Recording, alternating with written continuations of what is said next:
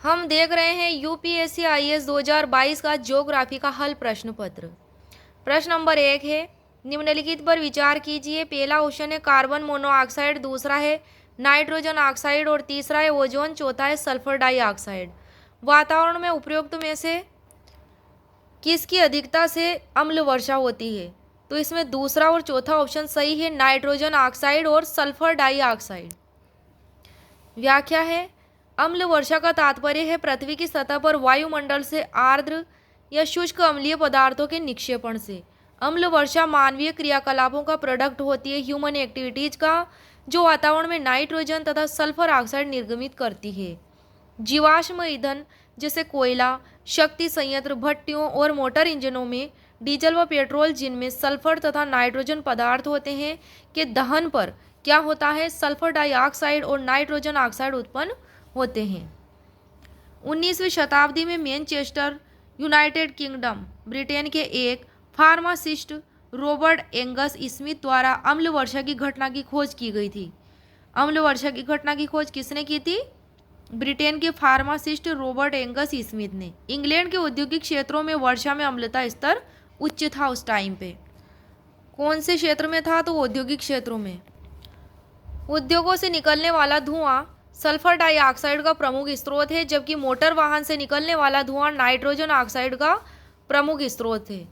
उद्योगों से कौन सा? सल्फर डाइऑक्साइड और मोटर वाहन से नाइट्रोजन ऑक्साइड।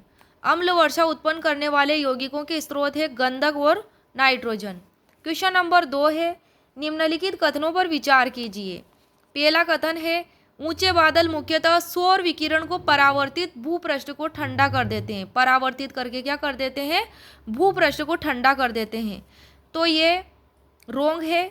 दूसरा है, भूपृष्ठ से उत्सर्जित होने वाली अवरक्त विकिरणों का निचले बादल में बहुत अधिक अवशोषण होता है और इससे तापन प्रभाव होता है। तो उपरोक्त कथनों में से कौन सा सही है? तो ये दूसरा स्टेटमेंट भी बिल्कुल सही गलत है। ये सही नहीं है, गलत है दोनों स्टेटमेंट। की पॉइंट्स, ऊंचे बादल प्रायः पतले होते हैं और बहुत अधिक परावर्तन नहीं करते हैं। वे सूर्य की बहुत सारी ऊष्मा को अवशोषित कर लेते हैं। कौन से बादल? ऊंचे बादल।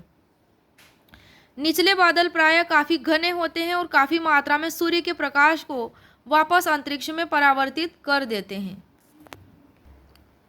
ऊंचे और निचले बादलों के बीच मुख्य अंतर यह है कि ऊंचे बादल ठंडे होते हैं। जो ऊंचे बादल होते हैं ऊपर, वे ठंडे होते हैं। इसका अर्थ निचले बादल गर्म बादलों की तुलना में अंतरिक्ष में कम ऊर्जा का विकिरण करते हैं। कौन करते हैं कम ऊर्जा का विकिरण? निचले बादल। निचले बादल गर्म बादलों की तुलना में। इसलिए उच्च बादल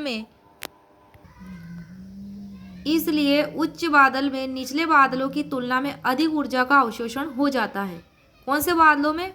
ऊंचे बादलों में। जो ऊपर पाए जाते हैं ऊंचाई पर, उनमें निचले बादलों की तुलना में अधिक ऊर्जा का अवशोषण हो जाता है। ऊंचे बादल लघु तरंगों को क्या करते हैं? परिवर्तित करने में अच्छे नहीं होते हैं। ऊंचे बादल लघु तरंगों को परावर्तित करने में अच्छे नहीं होते हैं, लेकिन वे दीर्घ तरंगों को रोकने में बहुत अच्छे होते हैं।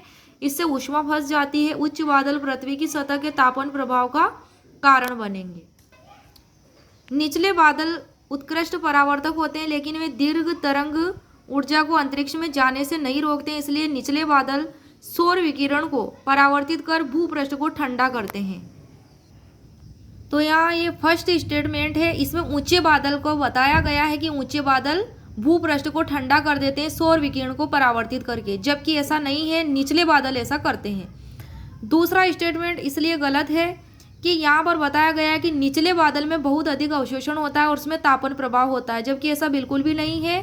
ये ऊंचे बादलों में ऐसा होता है और तापन प्रभाव होता है, निचले बादलों में नहीं। इसलिए कथन रोंग हो जाएगा। की पॉइंट देख लेते हैं। ऊंचे बादल वे 6000 मीटर या 20,000 फीट से ऊपर तक पहुंच जाते हैं। 6000 से 20,000 फीट तक इन्हें पक्षाप मेघ के नाम से जाना जाता है। ऊंचे बादलों को पक्षाप मेघ के नाम से जाना जाता है और ये प्रायः पतले होते हैं। कौन से? ऊंचे बादल और बर्फ से बने होते हैं। प्रायः अच्छे मौसम का संकेत देते रहते हैं, लेकिन वर्षा नहीं करते हैं। ऐसी इनकी विशेषता है ऊंचे बादल की। निचले बादल ये सतह से 2000 मीटर तक ऊंचे होते हैं। निचले बादलों को स्तरी मेघ के नाम से जाना जाता है। कौन से? स्तरी मेघ। और वो ऊंचे बादल पक्षाप मेघ। निचले बादल घने गहरे और बरसाती दिखाई दे सकते हैं। कौन कौन से दिखाई दे सकते हैं ये?